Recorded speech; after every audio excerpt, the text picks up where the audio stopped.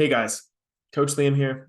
Today's video is covering the idea of building and planning for a successful round of weight loss and then keeping the weight off long term. I see it very commonly that a lot of people are successful in losing weight in short terms. Maybe you've done ketogenic diet, Weight Watchers, Jenny Craig, Optavia, all these different things. And it's one thing to lose it, but it's another thing to actually keep it off. So today I'm going to use the analogy of climbing a mountain, climbing Mount Everest. If you have not watched 14 Peaks, it may be slightly inspired by that. But yeah, buckle in. It's about a 14 minute video. Bear in mind, I was pretty sick when I shot this video, so I am a little bit quieter and a little more low energy. But yeah, buckle in and enjoy.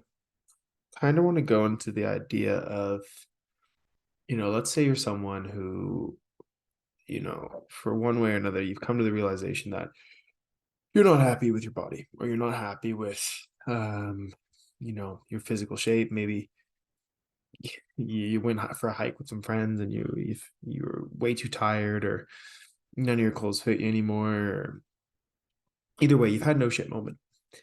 And I want to talk a little bit about an error I've made myself many times and something that I think doesn't get talked about enough. I think a lot of times when we're thinking about like goal setting, everyone's like, "Oh, set a big goal." What we sometimes don't take fully into play is that, like, let's use weight loss as an example.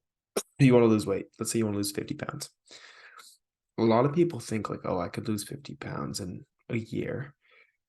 And those people would be right. You can lose 50 pounds in a year. That's very many people have done it. It's not impossible, it's not unheard of. If you look at a show like The Biggest Loser, people lose 100 plus pounds in a year.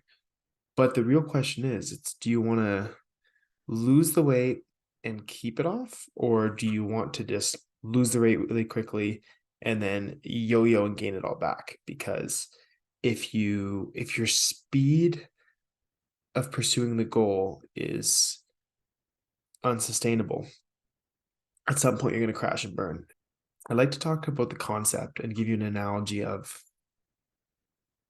climbing a mountain. So if you picture, and I'll put a picture on the screen here of climbing Mount Everest, okay? So if you're familiar with it, Mount Everest is the tallest mountain in the world. It's in Nepal in the Himalayan mountain range. Now, people don't just get to the bottom of the hill and look up at the top of Mount Everest and say, okay, I'm going to climb all that right away in one day. Like, there is months and years of preparation that go into climbing that mountain. And if you look at the actual chart map of it, which again, show you on the screen here, people prepare a long, long time just getting ready to go to base camp. So like, you're down in Kathmandu, you get ready, you're going to make this first week trek or whatever it is, you're going to get up to base camp.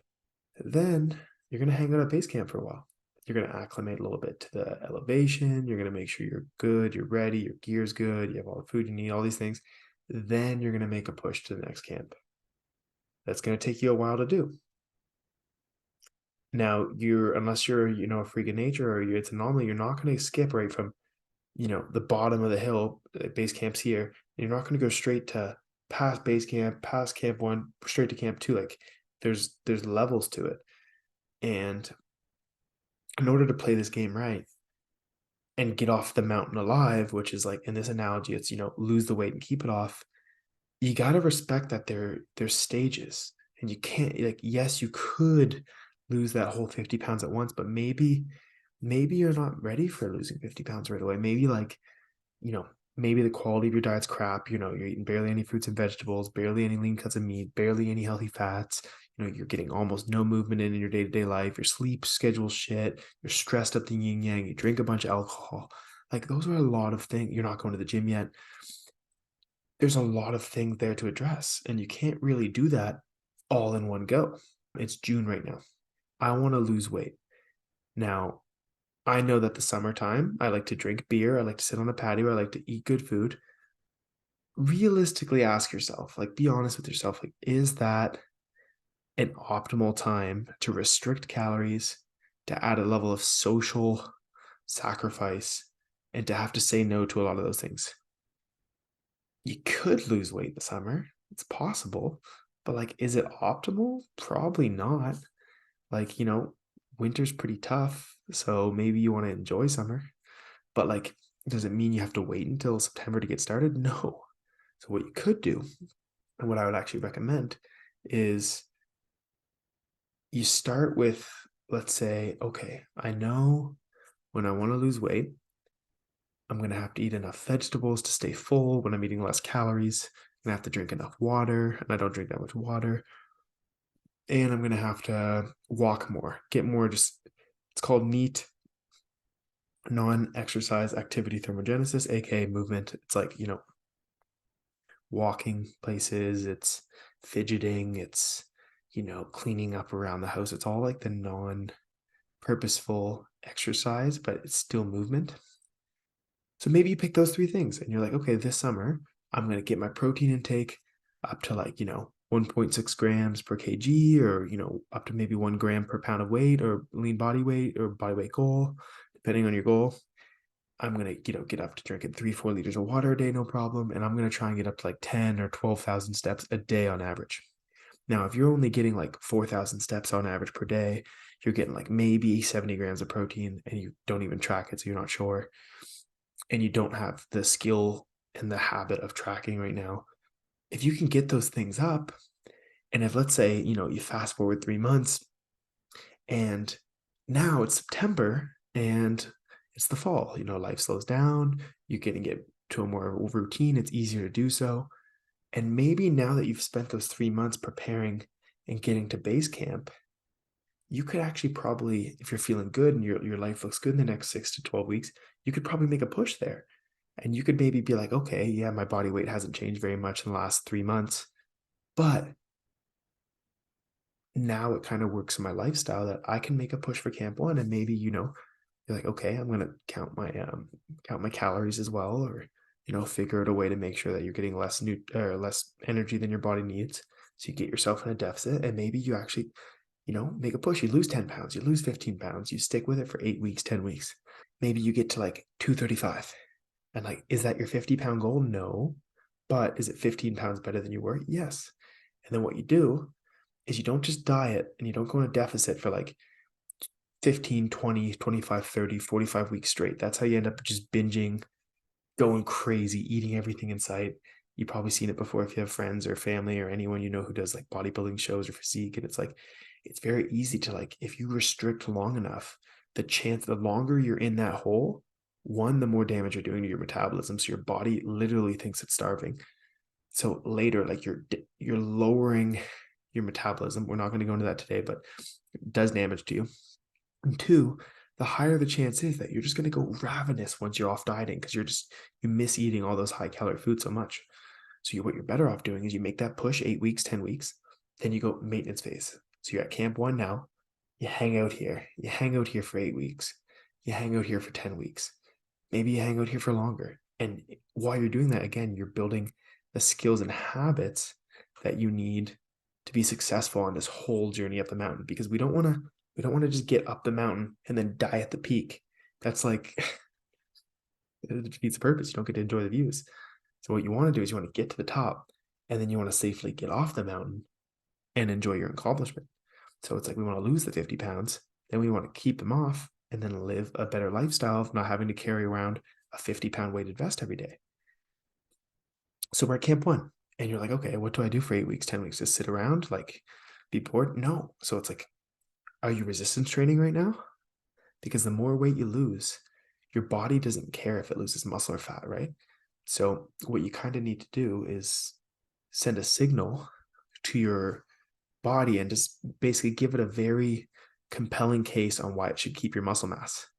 Because, like, look, I highly doubt you want to lose weight and look fatter. That's not the goal, is it? It's like, oh no, Liam, oh, good one. I want to keep muscle. Good. So we need to tell our body and give it a good reason why it should keep that muscle. Enter resistance training. Do you have to go to gym for this? No, you can lift logs in the woods, rocks, doesn't matter.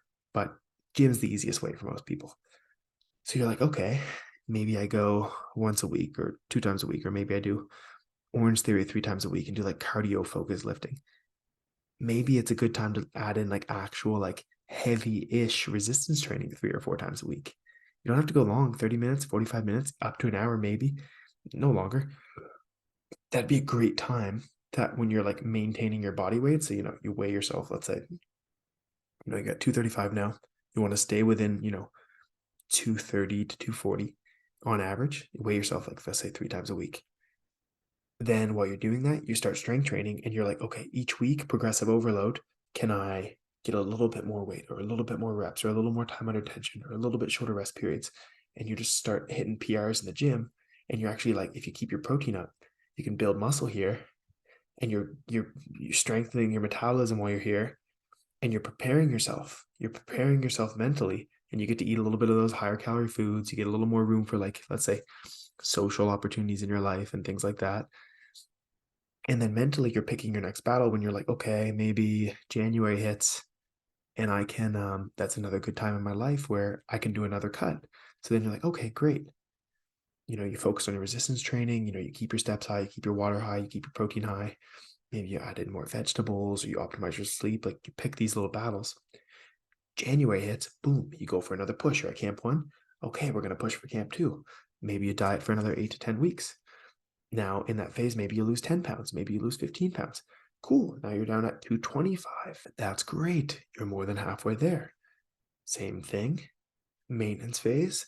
And each time you're pushing for performance goals and you're doing this delicate little dance between like maintaining the new level you're at, making sure that you don't like hit this high and then just immediately plummet down and yo-yo diet, like crash dieting, which is what happens when most of us do things that we can't stick with. Again, we go too fast. Oh, I did keto. I lost 30 pounds. Great. How'd that work for you? How much do you weigh now? Oh, I gained it all back in 10 pounds. Hmm. Interesting. Did that really work for you? I don't know. It's up to you to answer. So you go this approach now. Yeah, but Liam, that sounds like it's going to take a lot longer. Yes. Will the journey take longer? Like it's not going to be a 1 year journey. One question I would usually ask, or I would encourage you to ask yourself, or I'd encourage a client to ask themselves is, well, did it take me a year to get here? You've been digging yourself into a hole for years and years and years. God knows how long you've been living this old used lifestyle. Let's say you're Liam 1.0's lifestyle. Now you're living this 2.0 lifestyle, but you've only been doing 2.0 for a year. You were doing 1.0 for like 8 years to get you where you are. So to think that you can reverse all that in 1 year, it's kind of unreasonable. But if you do it right, in like, 1, 2, 3 years, you can get yourself completely up and down the mountain, but you can not be one of the people that dies in the death zone. You can actually like, you come out on the other side, your metabolism's healthy, you feel good, you have a routine of going to the gym, you're eating a high quality diet, you're enjoying your workouts, you're moving lots, maybe you're doing more physically active things, maybe your sex life's better. Like it's so much better. And you did it in a way that hopefully you could maintain this for the rest of your life. Because like to get that level of fitness is harder than to maintain it. So if you get to your 200-pound maintenance weight, you could go from lifting weights 4 times a week to 1 or 2 times a week for like 20 or 30 minutes. And you could just eat mostly whole foods and not count a single calorie, a gram of anything. And then weigh yourself occasionally. And as long as like, it doesn't shoot too high randomly, you could just maintain and enjoy life. It's much easier to do that than it is the initial climb up the mountain. There's a reason climbing mountains are hard because you have to 1, 2, 1, 2. Like there's no gondola to take you there. And if it is, the view's not as good. Anyone who tells you it's going to be easy walking up that mountain or hiking up that mountain has never fucking climbed the mountain, or they're lying to you. Anyways, I'm Lee McVernick. I help people transform their bodies. I do this for a living full time. There's nothing I need from you. Appreciate you taking the time to watch and learn this. Yeah, if you have any questions, post them down below. I'm gonna start doing more of these. This is the new digs, the new office. But yeah, until next time, thank you.